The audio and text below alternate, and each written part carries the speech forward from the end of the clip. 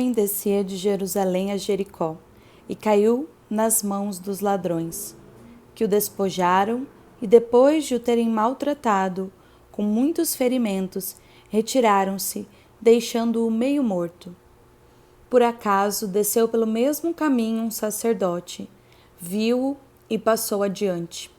Igualmente um levita, chegando àquele lugar, viu-o e passou também adiante.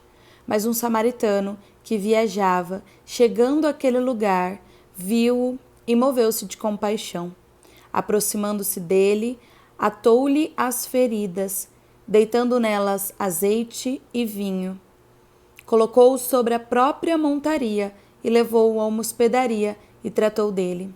No dia seguinte, tirou 2 denários e deu-os aos hospedeiros, dizendo-lhe: trata dele e quanto gastares a mais, na volta eu te pagarei. Olá pessoal, meu nome é Ana Nerri, tenho 25 anos, participo do grupo de oração Fogo do Alto aqui da Arquidiocese de Maringá, sou casada com o João e também sou servidora pública da Prefeitura Municipal de Maringá. E é um prazer enorme estar aqui participando desta série Essência. E hoje nós iremos falar do 4º tema, da 4ª dimensão desta série, que é a dimensão política sociológica. Então, nesta passagem que nós lemos aqui, nós temos que elencar 4 personagens principais. O primeiro deles, o levita, o segundo, o sacerdote, o terceiro, o samaritano, e o quarto, aquele homem que pode ser chamado de meio morto, que ficou ali na beirada do caminho após os ladrões terem roubado, terem despojado dele, terem maltratado, deixaram-no meio morto, igual diz a palavra, ali naquele caminho. Passou por ele o sacerdote, depois passou o levita. E esses 2 passaram apressados, olharam para aquele homem ali na beirada do caminho e não fizeram nada. O Papa Francisco, quando ele vai explicar esta passagem, ele diz que provavelmente aquele sacerdote, que era um servidor do templo, da descendência de Araão, provavelmente ele olhou para o relógio e falou: estou atrasado para a missa, preciso ir.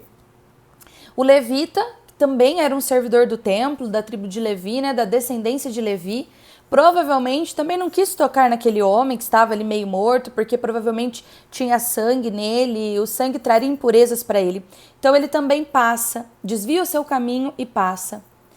Mas aí nós voltamos os nossos olhares ao samaritano.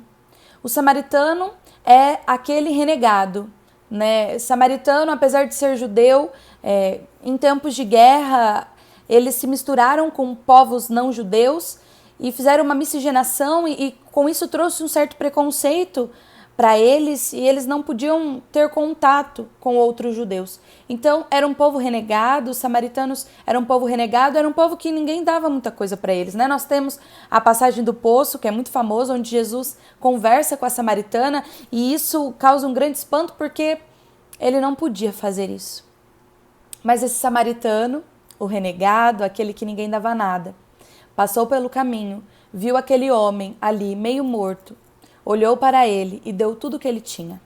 Deu o seu tempo, porque ele parou, olhou para aquele homem, deu o seu dinheiro, deu a garupa da sua montaria, A passagem vai dizer que ele pega aquele homem, coloca ele na sua própria montaria, leva ele para a hospedaria mais próxima e ali ele fala: olha, cuidem dele, dê tudo para ele. Se vocês gastarem mais do que eu estou te dando aqui, na volta eu dou também, eu lhe pago aquilo que ficou a mais. E nós percebemos que esse samaritano, ele realmente deu tudo que ele tinha, porque ele também estava passando por ali com afazeres. Talvez ali na frente ele também teria um compromisso, talvez ele também estava com um horário marcado, mas ele dedica o seu tempo, despeja vinho, despeja azeite nas feridas daquele homem, cuida dele, pega ele, leva ele para a hospedaria, cuida dele integralmente e ainda fala: olha, eu não vou esquecer dele, eu retorno e o que ficar a mais eu vou pagar para vocês. No final desta parábola, Jesus ele pega e fala: agora vocês façam o mesmo. E esta é a pergunta que eu faço para você neste dia. O que você tem feito pelo teu próximo? O que você tem feito pela tua sociedade? O que você tem feito pelas pessoas que estão ao teu redor? O que você tem feito para melhorar o mundo em que você vive? Né? Talvez nós olhamos para este homem e nós precisamos ter uma visão espiritual além. Este homem não é só um homem. Este homem são todas as dificuldades que nós temos no nosso mundo hoje, todas as pessoas que passam fome, todas as pessoas que dependem das leis e da forma como elas são elaboradas, todas as pessoas que dependem das políticas públicas, municipais, estaduais, federais. Aquele homem jogado ali são todas as necessidades da nossa sociedade. E nós, quem será que nós temos sido? Será que nós temos sido o levita? Será que nós temos sido o sacerdote? Nós, povo de Deus, povo da igreja. Será que nós temos sido um desses dois? Ou o samaritano? Aquele que ninguém dava nada, mas que olhou com compaixão para aquele que estava jogado e agiu de maneira a protegê-lo integralmente. Amados e amadas de Deus, se para essas perguntas que eu te fiz, as suas respostas foram: não sei o que eu estou fazendo para melhorar o meu mundo, não sei o que eu estou fazendo para melhorar a minha realidade local, não sei o que eu estou fazendo para melhorar o meu bairro, o meu condomínio, não sei, talvez eu não estou fazendo nada. Se as suas respostas foram pautadas nisso, ou então se a sua resposta foi: olha, Ana, eu até faço alguma coisa, mas parece que é pouco, parece que tem tanta coisa para fazer, eu tenho feito tão pouco. Eu quero te convidar, através de hoje, através do estudo dessa quarta dimensão, que você possa se engajar mais. Esse não é um pedido meu, Ana, não é um pedido aí do grupo de oração, não. É um pedido do próprio Papa Francisco, quando ele nos fala que nós precisamos cuidar e voltar os nossos olhos para a humanidade. O Papa Francisco, lá na vigília da JMJ em 2013, ele falou a seguinte frase, eu vou ler para você: jovens, por favor, não fiquem apenas na fila da história. Sejam protagonistas, joguem para frente, sigam em frente, construam um mundo melhor, um mundo de irmãos, um mundo de justiça, de amor, de paz, de fraternidade, de solidariedade. Então o Papa nos motiva a não passarmos pela história, né? Se nós formos olhar pela história da Bíblia, pelos tempos da igreja, hoje é a nossa vez. Se a Bíblia continuasse sendo escrita, com certeza hoje ela teria um capítulo lá, né? Dia 4 de abril de 2020, Ana Nery fazendo um vídeo para o grupo de oração, falando da quarta dimensão, da formação integral humana, porque nós fazemos parte da história da igreja, é a nossa vez na história da salvação. E será que nós temos ficado aí parado nas filas da história? Ou será que nós temos buscado ser protagonistas na nossa sociedade? Será que nós temos buscado dar mais coisas, né? Nós que temos tantos dons e tantos talentos, enquanto jovens, será que nós temos buscado dar mais coisas para a nossa sociedade, para o povo que vive ao nosso redor?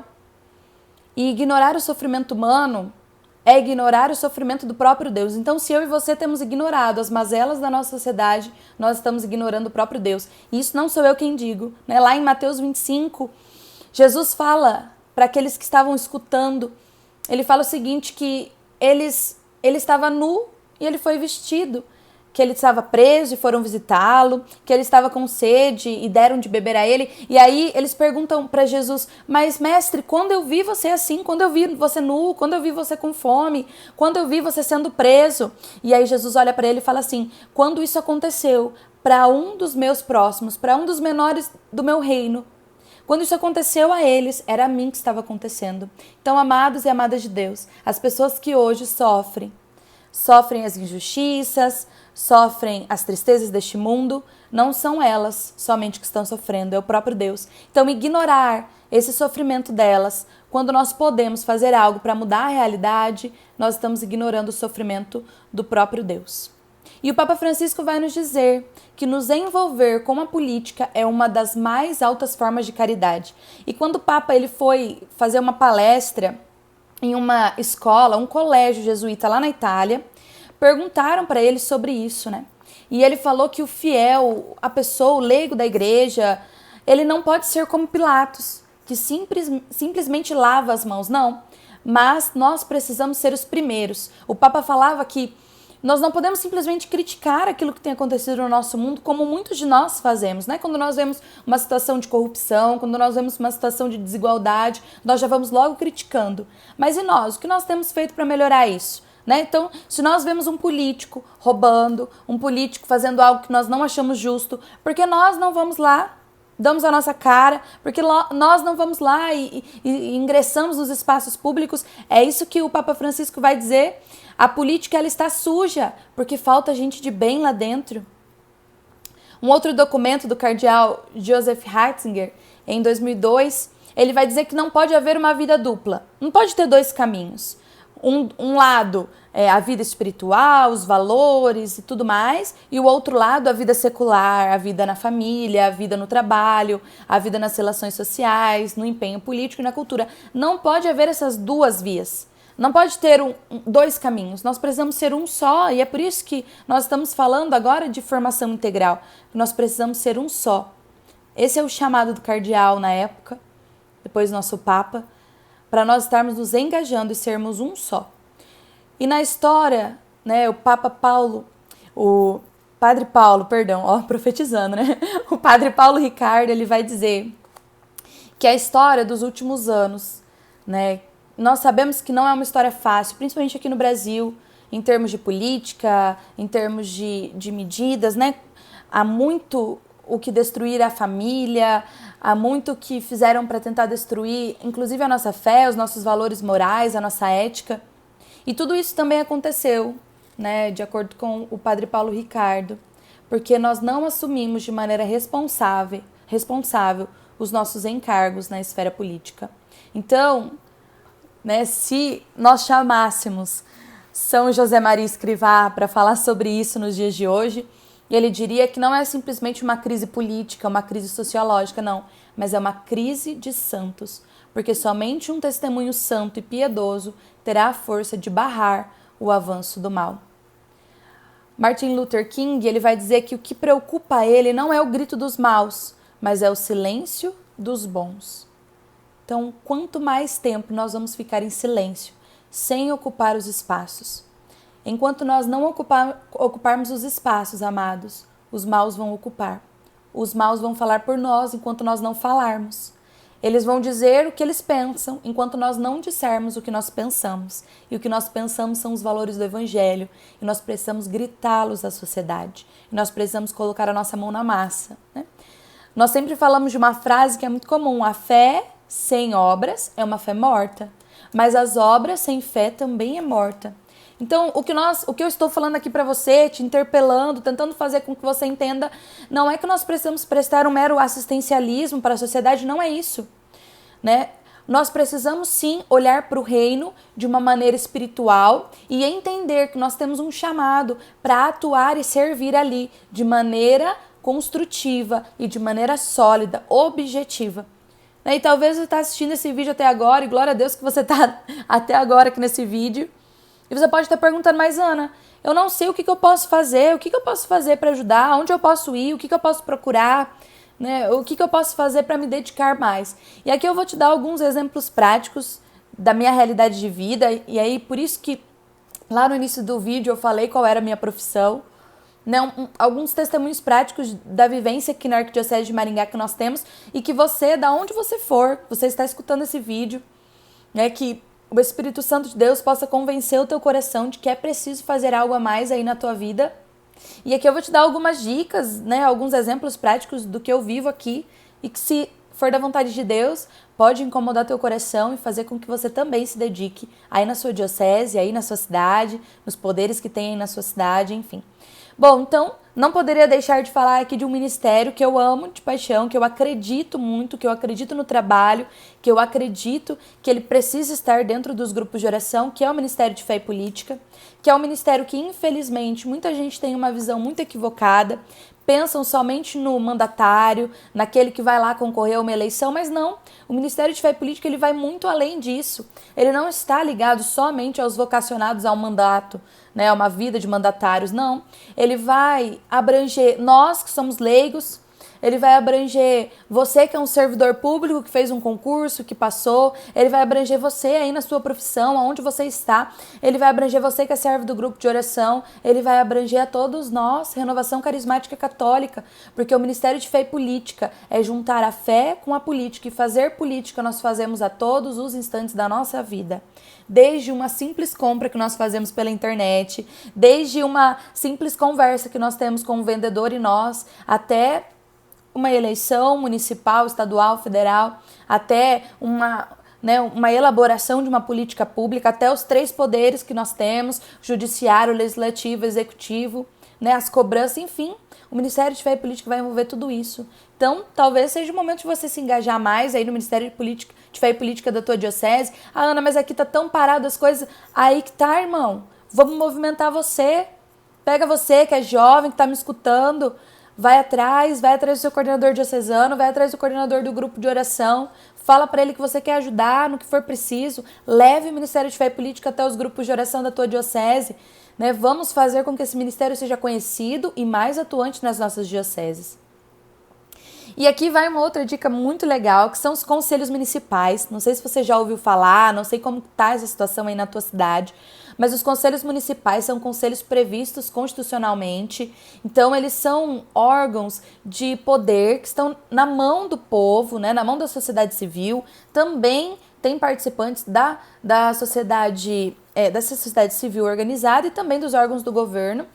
E eles são órgãos que buscam deliberar sobre políticas públicas, fiscalizar medidas políticas públicas, fiscalizar a forma como tudo isso está sendo gerido aí na sociedade, Existem conselhos municipais, existem conselhos estaduais, federais, mas talvez seja uma grande oportunidade de você participar aí do Conselho Municipal. Então, vou dar um exemplo aqui de Maringá, O Conselho Municipal da Juventude, ele já tinha uma previsão legal de mais de 20 anos, e ainda não tinha sido implantado aqui na nossa cidade, e ele foi efetivamente implantado no ano de 2018, e quando nós aqui do Ministério Jovem percebemos que ele ia ser implantado, eu e mais um outro amigo meu, nós fomos atrás de pleitear uma cadeira para o Ministério Jovem da Renovação, tinha um setor religioso, então nós fomos lá, pleiteamos a cadeira, mobilizamos todo o Ministério Jovem aqui da nossa cidade, o MUR, todo o pessoal da Renovação, porque os votantes deveriam ser jovens.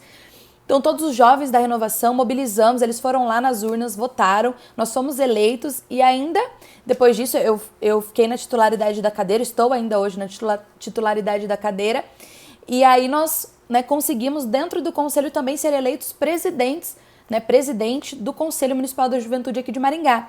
Então, olha que bacana, a primeira vez, a primeira gestão de um Conselho Municipal da Juventude, um conselho que vai gerir, que vai deliberar, que vai fiscalizar políticas públicas para a juventude, é a nossa área, é a nossa estrutura de vida, é o nosso tempo de vida, e dentro dele há uma cadeira do Ministério Jovem da Renovação, e além disso, nós ficamos como presidente desse conselho. Foi uma experiência muito bacana, Hoje também estou no Conselho da Mulher, por conta do meu trabalho, Conselho Municipal da Mulher, tem sido uma experiência muito bacana também, porque eu vejo que eu posso ajudar, posso colocar a mão na massa, seguindo os meus princípios, seguindo a política do Evangelho, aquilo que o Senhor deixou para nós e atuando nas nossas esferas municipais, de acordo com toda essa filosofia que eu acredito, que eu tenho como lema da minha vida.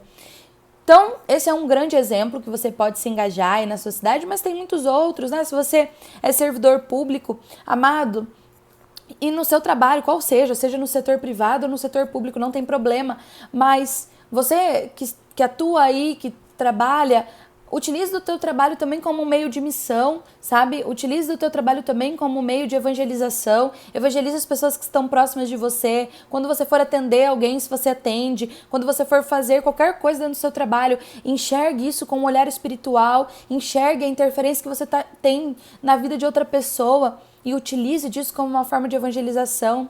Isso é atuar de maneira profunda nessa 4ª dimensão da nossa vida, que é a área sociológica e política. Nós precisamos fazer isso, Também existem diversos tipos de voluntariado, não sei como que é aí na tua diocese, aqui em Maringá, a Renovação mantém uma casa lar de idosos, que é o Centro de convivência, Centro-Dia, São João Paulo II, né? É uma maneira muito bacana fazer um voluntariado com idosos, um voluntariado com o pessoal de rua, enfim, se engaje em alguma coisa aí na tua cidade. O que nós não podemos é ficar parados. Existe um clamor do Papa, existe um clamor na história, existe um clamor de Deus para você neste dia, você que está assistindo esse vídeo. Não seja mais um na fila da história, seja protagonista, seja base, seja pilar. Imagina o que seria de nós hoje sem Paulo e toda a sua ousadia na pregação. Imagina o que seria de nós hoje sem tantos santos que foram mártires. Imagina o que seria de nós hoje sem essas pessoas que deram um sim e que fortaleceram a história da humanidade. Imagina o que será da humanidade daqui a alguns anos sem você. Se você der o seu sim hoje, você pode mudar a realidade não só da tua diocese, não só do teu meio local, mas de toda uma nação. Acredite nisso. Regace suas mangas e vamos à obra, porque o Senhor nos espera e nos aguarda. Sejamos samaritanos neste tempo de caos na nossa vida. Neste tempo de Covid-19, de toda essa pandemia, eu também convido você, e isso não é um chamado meu, mas é um chamado do próprio Deus. Leve esperança para as pessoas. Haja da maneira como você pode. Se você pode fazer um vídeo, se você pode falar com alguém, se você pode dar um bom conselho, se você pode ajudar a arrecadar alimentos para as pessoas que estão sofrendo com a falta de emprego. Enfim, você pode fazer muita coisa, jovem. Basta você querer. Que o Espírito Santo de Deus nos ajude, nos motive, nos leve além para que nós possamos ajudar, sermos colaboradores da construção desta civilização do amor, de um mundo mais digno, mais justo, diante da vontade de Deus. Fique com Deus, o que mais vocês precisarem eu estou aqui, e que tenham todos um ótimo tempo, uma ótima quarentena, um ótimo fim de quaresma, uma ótima Páscoa. Estamos juntos. Um beijo e fiquem com Deus.